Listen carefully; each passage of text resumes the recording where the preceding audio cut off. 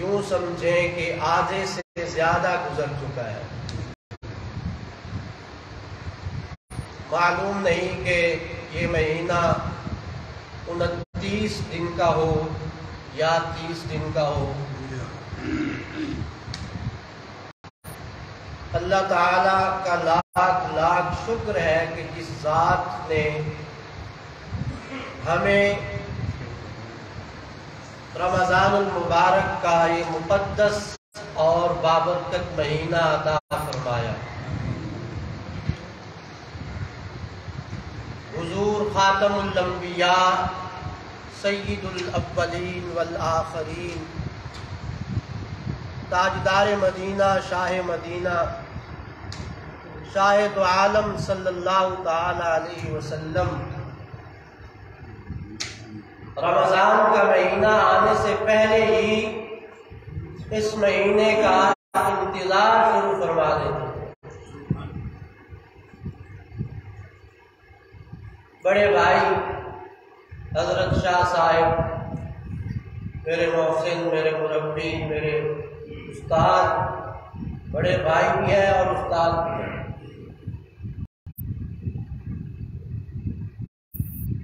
ان کے حکم پر کچھ گزارشات آپ کی خدمت میں انشاءاللہ رکھی جائیں گے۔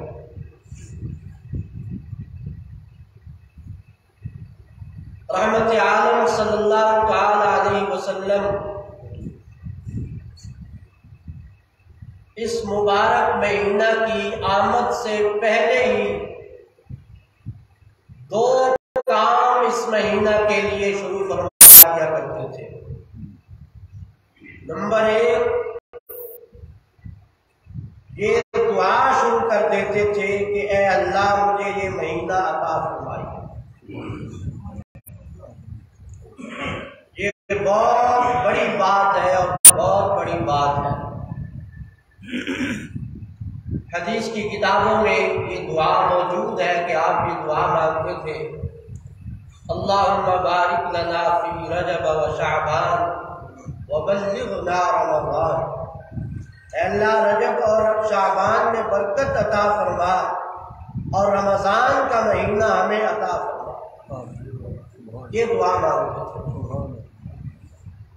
دوسرا کام آپ یہ کیا کرتے تھے کہ رمضان کی آمد سے پہلے اس مہینے کے لیے تیاری شروع کر دی۔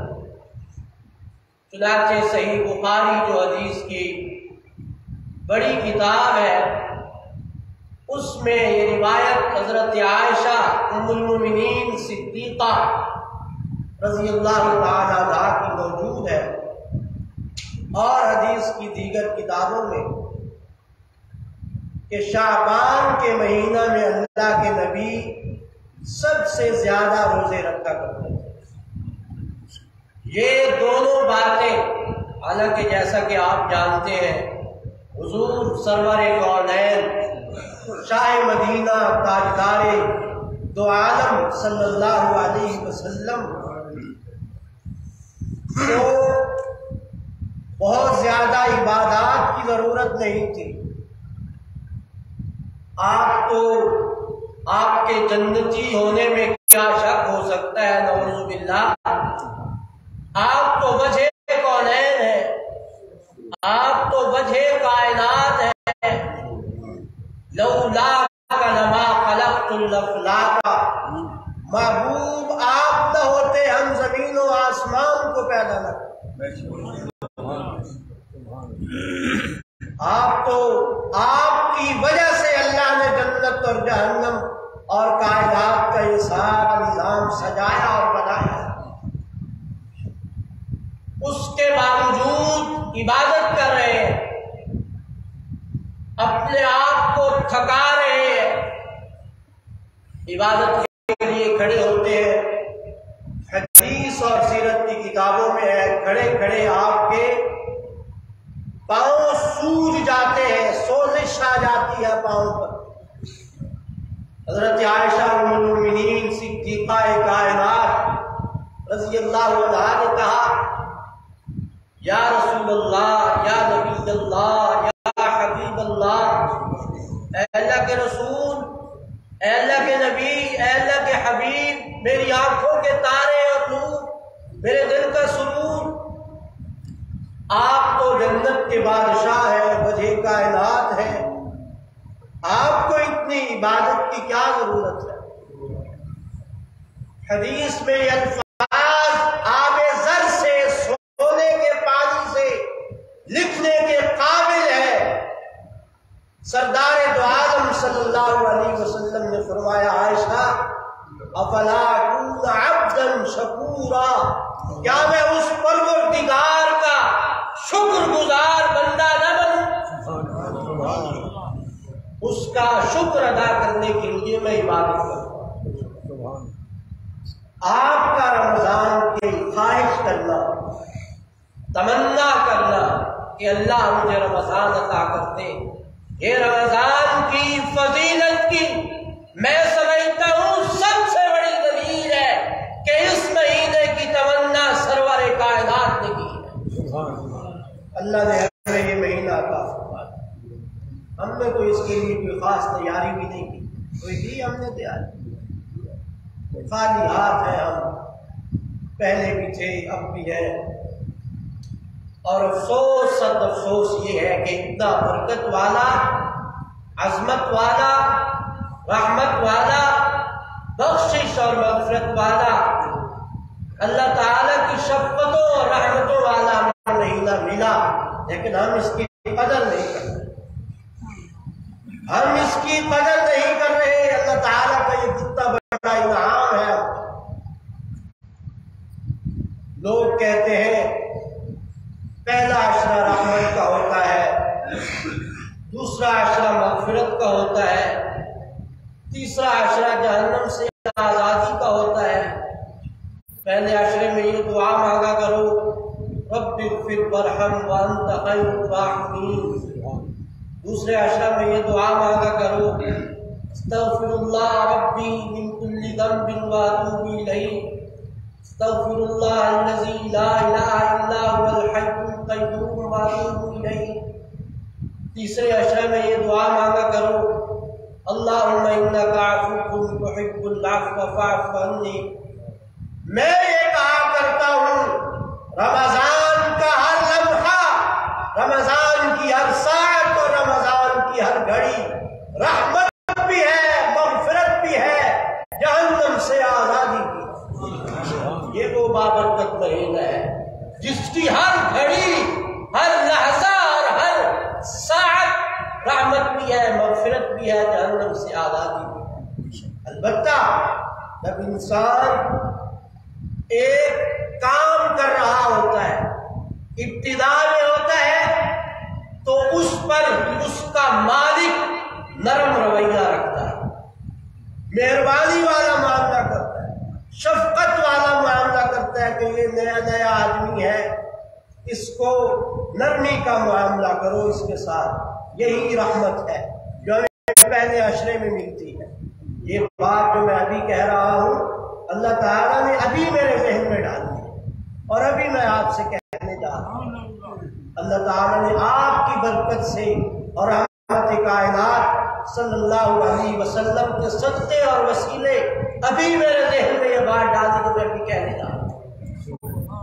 یہ کسی کتاب یا کسی خطیب کی کتابت یا کسی واعظ کا واعظ یا تقریر نہیں ہے، یہ اللہ تعالیٰ کی طرف سے اساتذہ اور بڑوں کی برکت سے یہ دل میں آنے والی بات ہے جو میں کہہ رہا ہوں۔ جب انسان کسی کے پاس بطور مزدوری کر رہا ہوتا ہے، درمیان شروع میں مالک اس کے ساتھ ذرا نرمی والا معاملہ کرتا ہے کہ نیا نیا آدمی ہے، کام سیکھ جائے گا۔ پھر جب تھوڑا آگے چلتا ہے اس سے کہیں نہ کہیں غلطیاں بھی ہوتی ہیں، پھر مالک اس سے درگزر بھی کرتا ہے کہ کوئی نہیں، اب پرانا ہو گیا ہے، اب اس کی غلطیوں پر ہم درگزر کرتے ہیں، ہمیں اس سے فائدہ زیادہ ہے۔ پھر جب بالکل آخر آتا ہے جس کو ہم آخری اشرا کہہ رہے ہیں، پھر اس مزدور کو مزدوری دی جاتی ہے، اس کے کام کی اجرت دی جاتی ہے، دیہاڑی دار کو دہاڑی ملتی ہے۔ ہماری دہاڑی کیا ہے اس رمضان کے نتیجے پہلے عشرے میں اللہ نے اپنی رحمتوں کی چادر میں ہمیں لے لیا، دوسرے عشرے میں اللہ نے ہمارے گناہوں کو معاف کر دیا، تیسرے عشرے میں اور خاص طور پر آخر میں اللہ نے اس پورے رمضان کا صلہ اور اجر عطا فرما دیا۔ کیا میرے بندے، میں نے تیرے سارے گناہ معاف۔ یوں سمجھیں کہ ہم اس اللہ کے مزدور ہیں، اس کے کارندے اور اس کے دہاڑی دار ہیں۔ ہماری یہ دہاڑی یکم رمضان سے شروع ہوئی ہے اور 30 رمضان المبارک کو ہماری یہ دہاڑی مکمل ہوئی۔ اور آپ جانتے ہیں دہاڑی دار آدمی صبح سے لے کر شام تک کام کرتا ہے یا بیٹھ جاتا ہے؟ سو جاتا ہے یا جاگتا رہتا ہے؟ کام میں لگا رہتا ہے یا کہتے ہیں میں تھک گیا ہوں اب مجھ سے نہیں ہوتا؟ وہ اپنی پیٹھ پر وزن اٹھاتا ہے، بوجھ اٹھاتا ہے، لکڑیاں اٹھاتا ہے، اینٹیں اٹھاتا ہے، دھوپ ہو تو، سردی ہو تو، گرمی ہو تو، زمانے کی اور تلخیاں ہو تو، لوگ باتیں کرے تو، مالک باتیں سنائے تو، لوگ تانے سنائے تو، اسے معلوم ہے کہ مجھے شام کے وقت مزدوری ملنی ہے، دہاڑی ملنی ہے، میرا گزر بسر، میری زندگی کی چکی اسی دہاڑی کے ارد گرد گھوم رہی ہے۔ بالکل اسی طرح ہم بھی دہاڑی دار اللہ کے دہاڑی دار ہیں۔ اس میں ہم نے یہ نہیں دیکھنا کہ گرمی ہے، ہم نے یہ نہیں دیکھنا کہ اب تھک گئے ہیں، ہم نے یہ نہیں دیکھنا کہ اب بیمار ہو گئے ہیں، ہم نے یہ نہیں دیکھنا کہ اب رات ہو گئی ہے تو سو جائیں۔ اس چیز کا نام ہے رمضان۔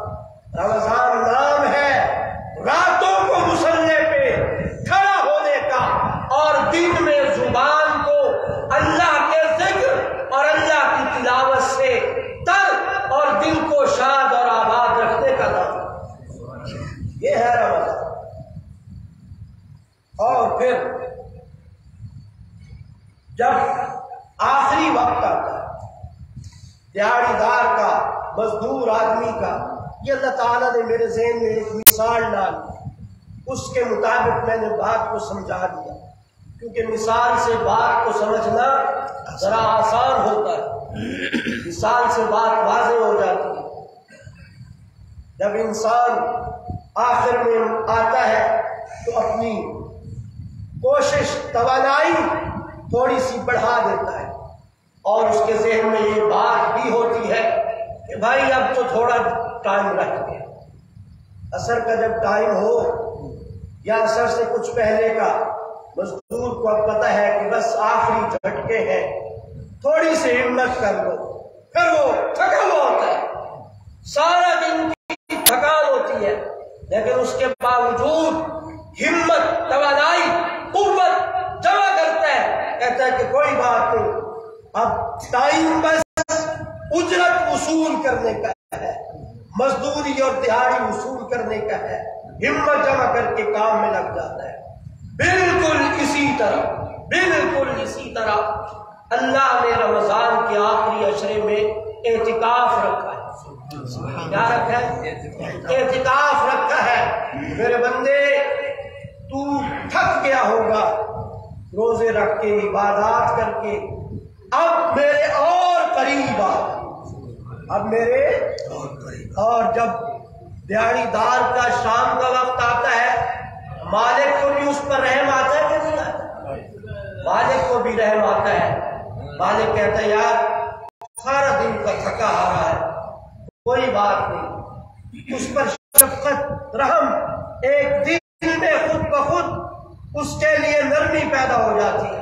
اللہ کہتے ہیں میرے بندے اب تو میرے قریب آ، اور اس قرب کے لیے اللہ نے اعتکاف کی عبادت رکھی، اور یہ وہ خوبصورت عبادت ہے جس میں انسان دنیا سے ہٹ کر اور دنیا سے کٹ کر گویا اللہ کے پاؤں میں پڑا ہوا، دنیا سے ہٹ کر دو لفظ بول رہا ہوں،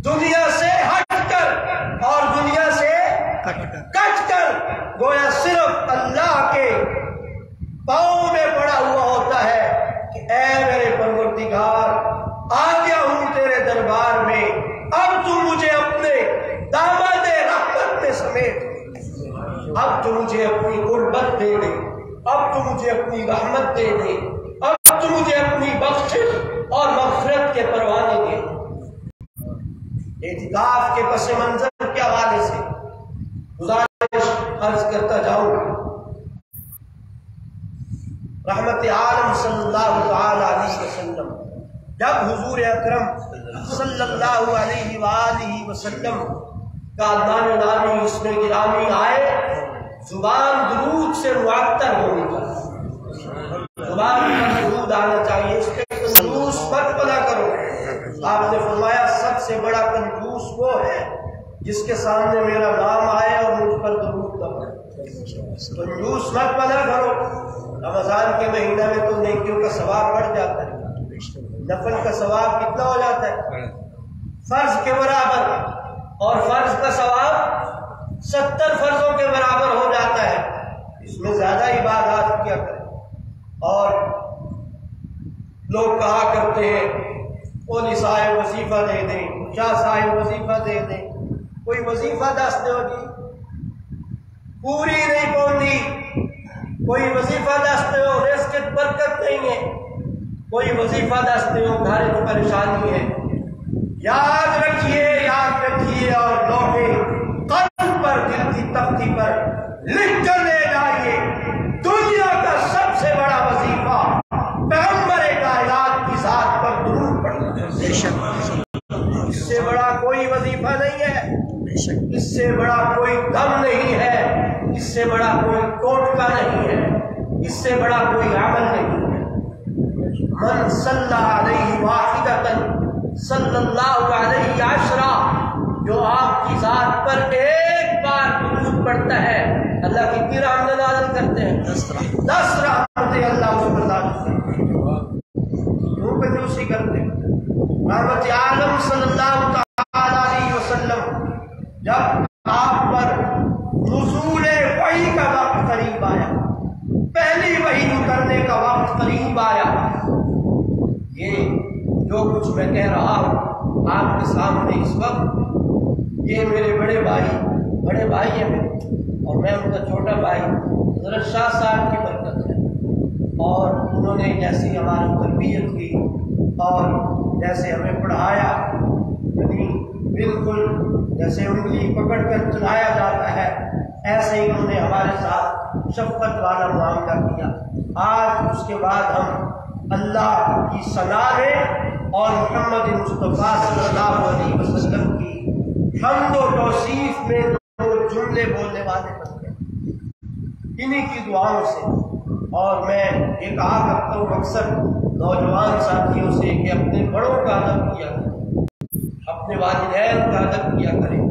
رمضان المبارک کا مہینہ ہے، اگر اس سے پہلے والدین ناراض تھے، بڑے بھائی ناراض تھے، چچا ناراض تھے، تایا ناراض تھے، دل سے یہ ساری رنجشیں، ساری بدولتیں، حسد، بغض، کینہ، عداوتیں، دشمنیاں نکال کر پھینک دیجئے۔ آپ اس محمد عربی محمد مصطفیٰ احمد مجتبیٰ آمنہ کے لال مکہ کے در یتیم تاجدار مدینہ شاہ مدینہ صلی اللہ علیہ وسلم کے ماننے والے ہیں، جنہوں نے غیروں کو بھی سینے سے لگایا، فرمایا ہم الرجل سم ابھی، چچا باپ کی طرح ہوتا ہے۔ چچا کس کی طرح ہوتا ہے؟ اور فرمایا بھائی بھی باپ کی طرح، بڑا بھائی بھی باپ کی طرح ہوتا ہے۔ اور فرمایا الخالۃ کالأم، خالہ ماں کی طرح ہوتی ہے۔ کہتے نہیں کہ ماسی، یہ اصل میں کیا ہے؟ ماسی، کیسی؟ ماسی یعنی ماں جیسی، ماں ورگی کوئی، جو شفقت پیار ماں میں ہوتا ہے وہی اللہ۔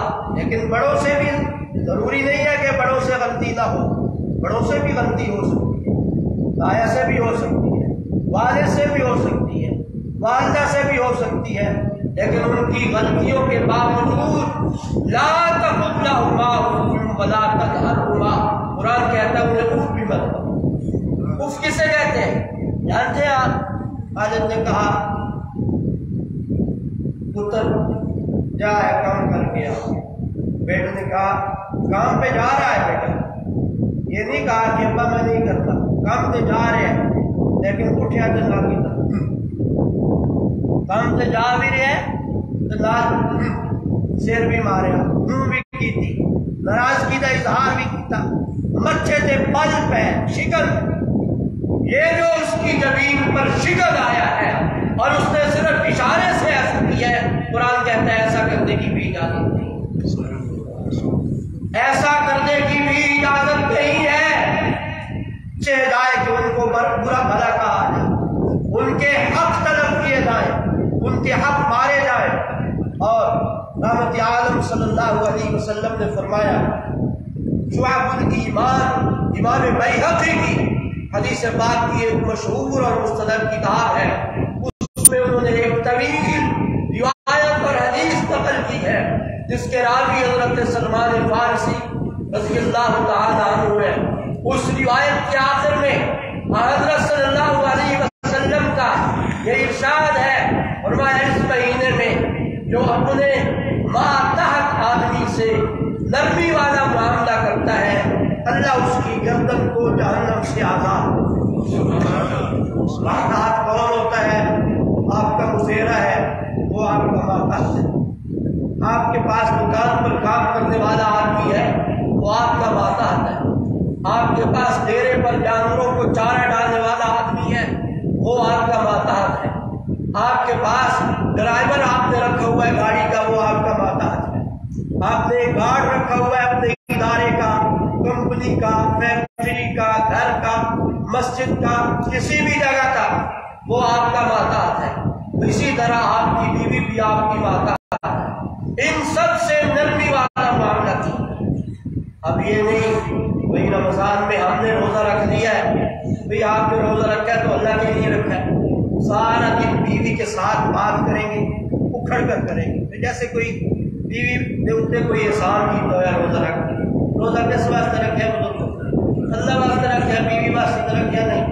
بیوی کا کہڑا قصور ہے دوسرا روزہ رکھ لیں، چنگا کیتا نہیں، لیکن اس بیچاری کو بھی زندہ رہا، اس بیچاری کو سویرے تو شہری بھی دے ہے جی، اور تو کھاوے بھی صحیح شہری واسطے، ٹھڈ مار کے اٹھانی، اٹھاوے بھی صحیح، اور اس کو بعد شام کو اثر تو پہلے تھوڑے واسطے افطاری بنانا شروع کریں، اور ماشاءاللہ اپنے گھر کے اندر دیکھ لو ماشاءاللہ کتنے پکوڑے بن گئے ہیں، بیچاری اگر بیچے گھر بیٹھ کے تو 1000 روپیہ کما سکتی ہے، لیکن وہ کم از کم بندہ یہ تو ہوئے نا کہ اس میں دال دو میٹھے بول محبت دے پیار دے بول کی آگ دے تھینک یو، اتنا تو آگ سکتا ہے کہ نہیں آگ سکتا، صرف اتنا آگ دے اتنے رنگ تیری بڑی مہربانی شکریہ، اور یہ سنت ہے۔ بہرحال بات دوسری طرف چلی جائے گی، آخری بات، وقت ختم ہو گیا ہے، آخری بات میں عرض کر رہا ہوں کہ اعتکاف کی یہ عبادت آخری عشرے کی انتہائی عام عبادت ہے۔ اس کے بارے میں اللہ کے نبی صلی اللہ علیہ وسلم نے فرمایا، جو ایک دن مسجد میں اعتکاف کرتا ہے، 10 دن نہیں، صرف ایک دن، اللہ اس کے درمیان اور جہنم کے درمیان 3 خندقوں کا فاصلہ ڈال دے، اور ایک خندق کا فاصلہ اتنا ہے جتنا زمین اور آسمان کے درمیان فاصلہ ہے، ایک دن کے اعتکاف کا۔ اعتکاف انسان اس لیے کرتا ہے کہ اپنے رب کے دربار میں جھک کر اپنے سابقہ تمام گناہوں سے توبہ کرے، نوجوانوں سے خاص طور پر کہوں گا، یہ دراصل رمضان ایک ٹریننگ کورس ہے۔ رمضان کیا ہے؟ ٹریننگ کورس ہے، ایک تربیت کورس ہے، اس عمل سے گزارتا ہے انسان کو کہ انسان کا دل پاک اور صاف ہو جائے، اس کا جسم پاک اور صاف ہو جائے، اس کی روح، اس کا قلب اور اس کا دل دماغ پاک اور صاف ہو جائے، اس میں اللہ اور اللہ کے نبی کی اور اللہ والوں کی محبت بیٹھ جائے، دین کی محبت بیٹھ جائے۔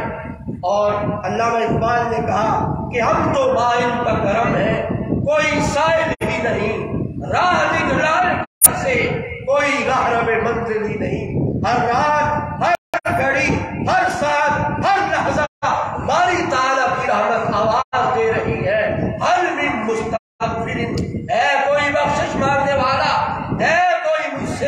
اپنی حاجات اپنی ضروریات پوری کروانے والا ہے کوئی مجھ سے جہنم سے آزادی کا پروانہ مانگنے والا ہے کوئی مجھ سے جنت مانگنے والا اللہ کی رحمت پکار پکار کر اپنے بندوں کو اپنے دامن پہ سمیٹنا چاہتی ہے ہم ہیں کہ دور ہوئے چلے جا رہے ہیں دور ہوئے چلے جا رہے ہیں دور ہوئے چلے جا رہے ہیں اس کے الطاف تو ہے عام شہیدی سب پر اس کے الطاف کہا جاتا ہے رحمت کو شفقت کو لطف کی جمع ہے اس کے الطاف تو ہے عام شہیدی سب پر تجھ سے کیا ضد تھی گر تو کسی بات ہوتا ہماری غائب البلا